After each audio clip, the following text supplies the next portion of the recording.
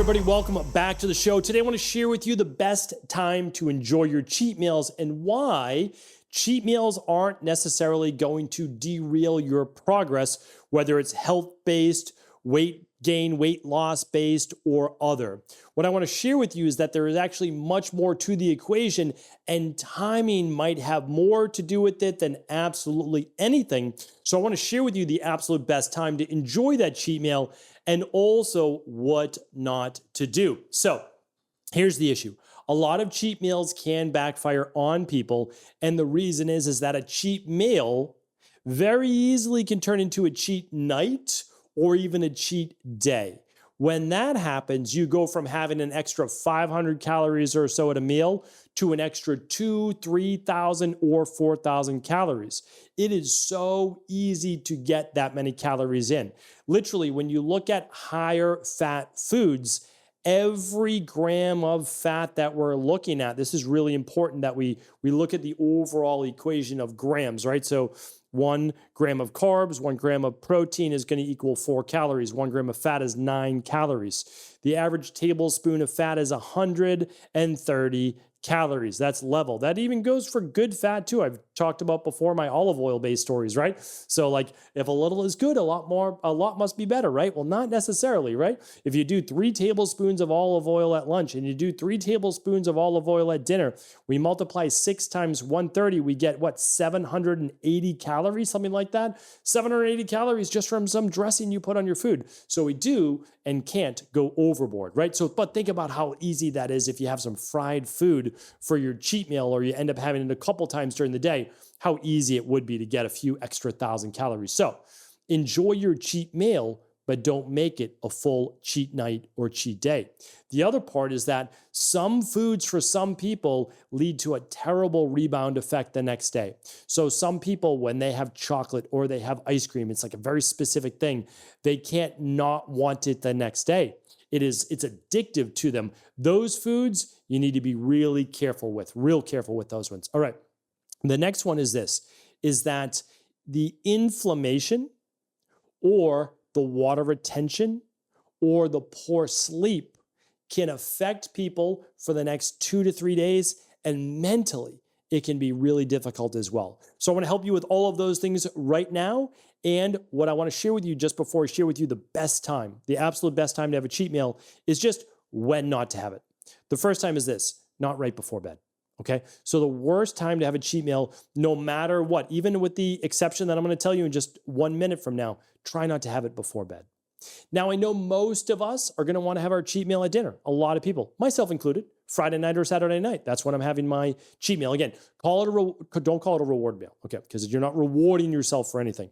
Call it a flex meal, call it a splurge meal, call it a cheat meal, whatever you want. Again, the semantics are the semantics. You're basically eating food that you typically wouldn't, that are not on your diet. It might not even be unhealthy, but this might be a reloading meal, a re-carb meal. It might be a refueling meal with more starchy carbs than you typically have.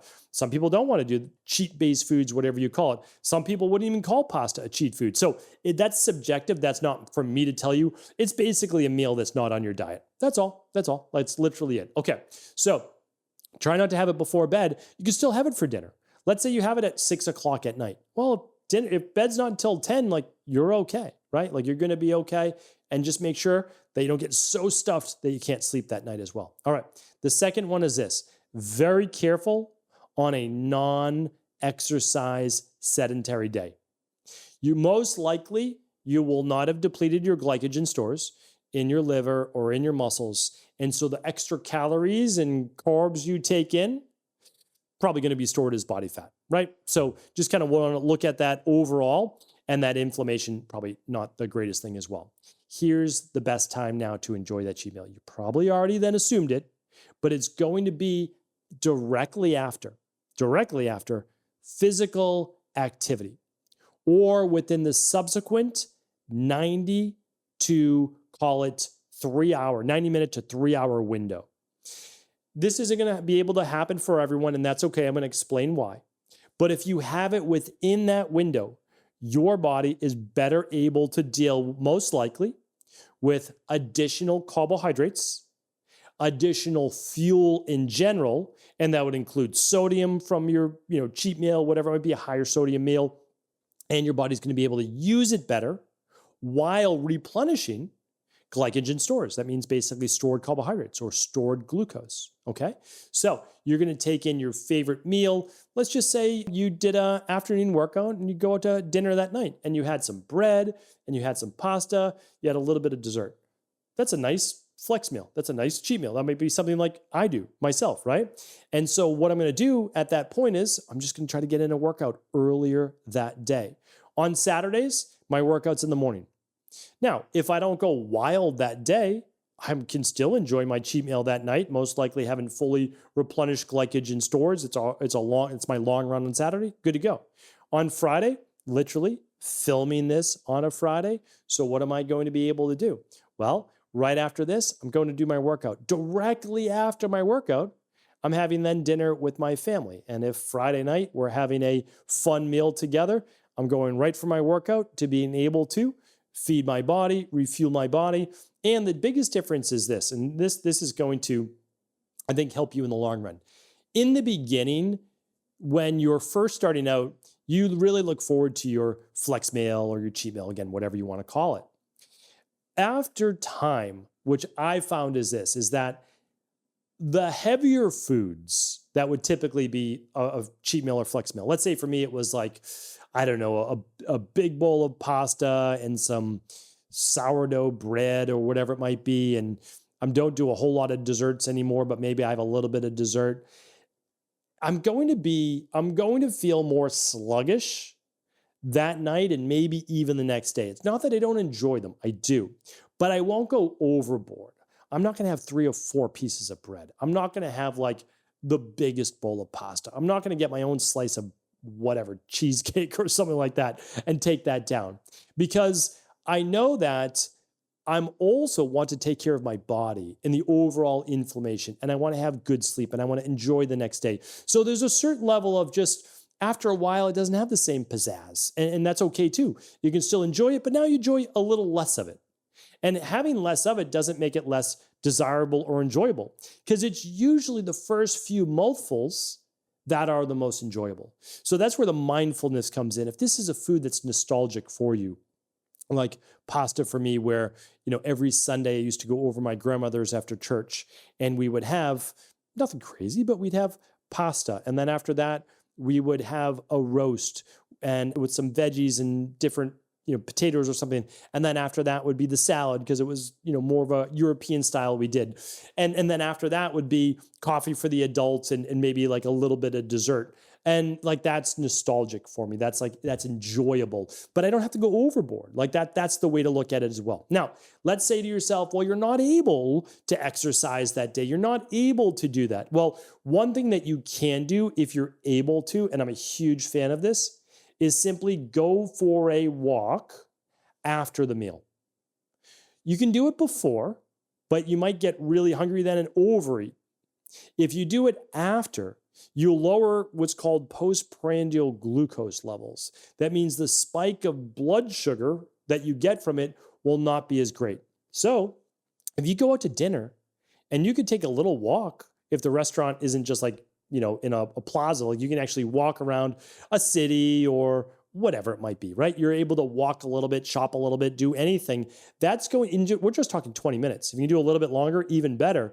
But that walking alone is going to help you better digest the meal, not allow blood sugar levels to spike, probably less fat storage, and it's going to help you sleep better that night. So it's not going to affect you as much the next day.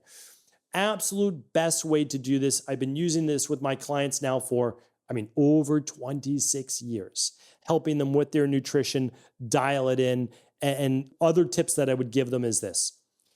At the cheat-based meal, if you don't want to overdo it, which is often a good idea, you can front load it with a salad. So a high fiber salad, an arugula salad. I'm not talking about a Caesar salad, right? I'm talking about an arugula salad, a spring mix salad, something with good fiber and greens. And typically you're going to eat that 20 minutes before your meal comes, right? Because your appetizer course might be 20 minutes. Let's say you're at home, you're doing your flex meal at home. Have a salad first. It's a great way to do it. in order to be able to tell your brain you're already starting to be satiated, right? Because it takes about 15, 20 minutes, and you're going to front load it with fiber. Then at that meal, even if it's your favorite flex meal, you might want to include a little bit of protein. So let's just say you're eating bread and pasta and dessert only. That's basically high fat, if you have any cream sauce or something like that, and it's carbohydrates. It's not ideal, right? But let's say you had a little bit of protein in there as well, whatever it might be, some meat, some fish, some whatever. You're able to then, again, less of a blood sugar spike and more satiation.